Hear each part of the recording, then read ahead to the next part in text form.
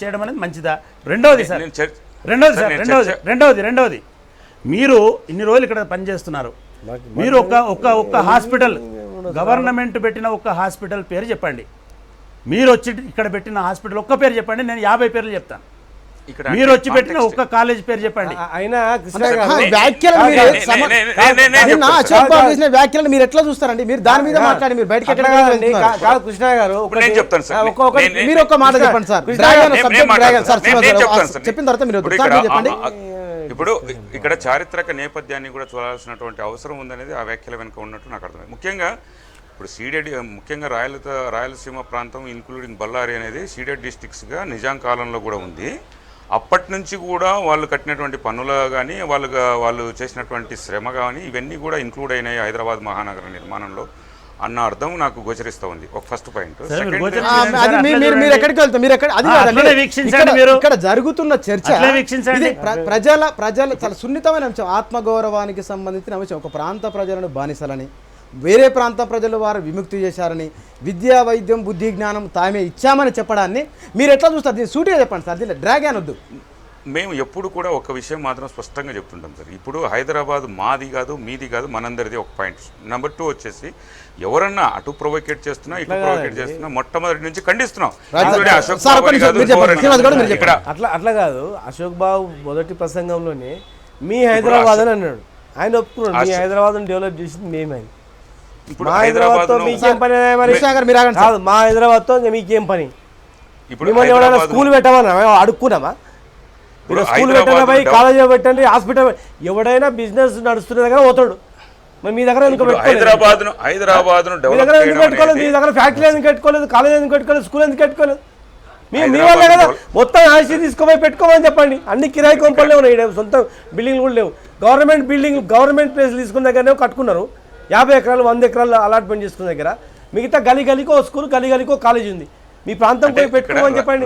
మీరు అన్నమాట ప్రకారమే మీరు రేపటి నుంచి మా హైదరాబాద్తో మీకేం పని, మీ స్కూల్ వద్దు, మీ కాలేజీ వద్దు, మీ టిఫిన్ సెంటర్ వద్దు, పోండి అని అన్నామనుకో, రేపు ఏ పరిస్థితి అవుతుంది? సమర్థించి దానిపైన మీరు మాట్లాడితే మీరు లేని మంచి నీళ్ళు లేవు. నీళ్ళు అసలు బొగ్గు ఎక్కడి నుంచి వస్తుందా? ఆ బొగ్గు రాయలసీమలో ఉందా లేకపోతే ఆంధ్రాలో ఉందా? ఎక్కడి నుంచి వస్తుంది తెలంగాణలో లేదా? కొత్తగూడెంలో టైం అయిపోతుంది. కిషోర్ గారు, సార్ కృష్ణ గారు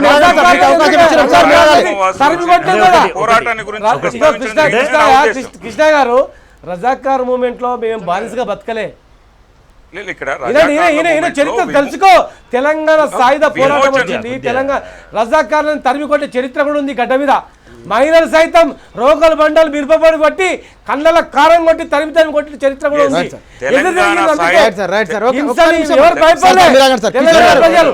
కిషోర్ అయిన తర్వాత మీరు టైం లేదు. కిషోర్ గారు మిమ్మల్ని మాట్లాడుతున్నాం. మీరు అశోక్ బాబు చేసిన వ్యాఖ్యలను మీరు సమర్థిస్తారా లేదా? స్పష్టంగా చెప్పండి. సీమాంధ్ర ప్రాంత ప్రజలందరూ కూడా నిలువు దోపిడీ చేశారని చెప్పని తెలంగాణ ప్రాంతంలో చెప్తున్నారు. దాని మీద చర్చ జరిగింది. చిత్తూరు వరకు వారు హైదరాబాద్ వచ్చి ఇడ్లీ షాపు వడల షాపు పెట్టుకుని అక్కడ బతుకుతా ఉంటే సీమాంధ్ర ప్రాంత ప్రజలందరూ కూడా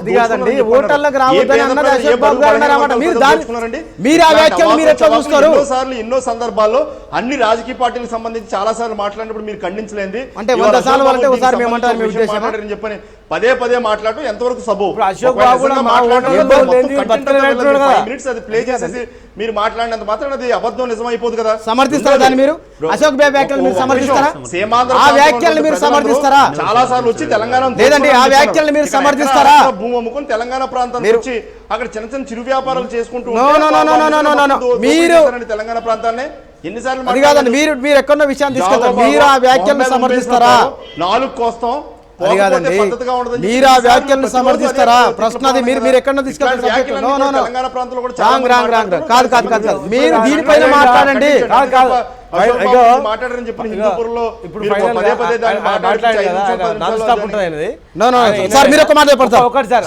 అయిపోయిందా? ఉందా? ఒకటి ఇప్పుడు ఇలా మాటలను బట్టి చూసిన తర్వాత అర్థమైంది, ఇంకా సమైక్యం కాదు కదా, అసలు ఉండే పరిస్థితి అయితే లేదండి.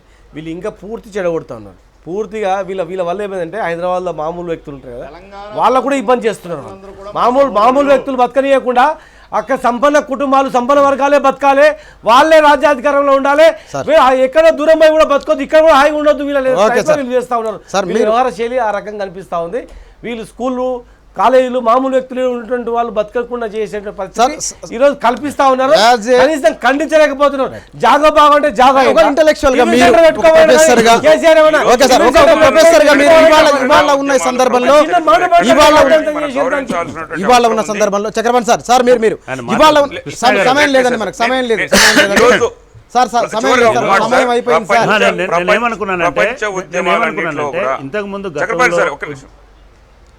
ఈ రోజు ఎక్కడ ఉన్నా కూడా వాటిని గౌరవించాల్సినటువంటి విషయాలు హృదయం మనకు ఉండాలి.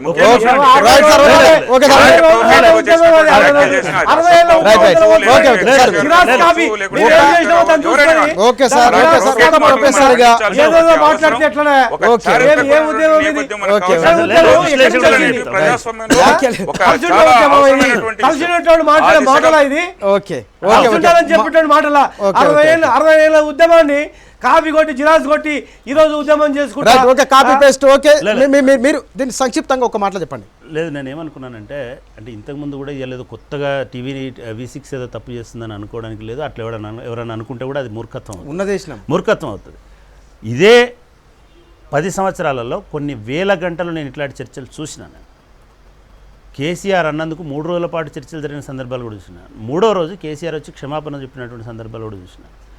కానీ వాళ్ళ కనీసము ఒక ఉద్యోగిగా ఉండి ఆ ఉద్యోగి నేను ఇట్లా మాట్లాడకూడదనే స్పృహలో లేకుండా కూడా ఇష్టం వచ్చినట్టుగా మాట్లాడి ఇవన్నీ చేసి ఒక విధ్వంసానికి కుట్ర, ఈ కుట్ర వెనుక ఖచ్చితంగా ఒక పెద్ద ఎత్తున జరిగినటువంటి ప్లాన్ ఉంది.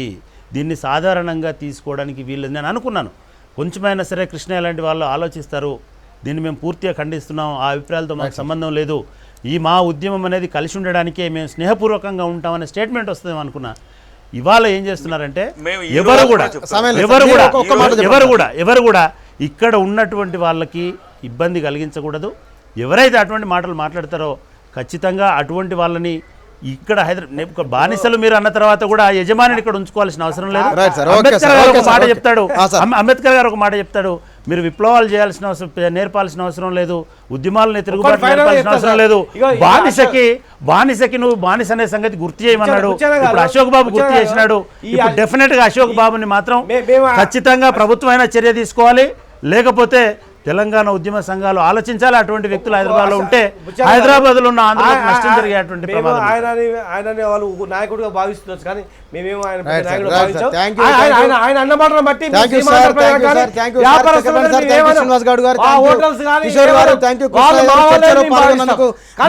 మీ అందరికీ ధన్యవాదాలండి.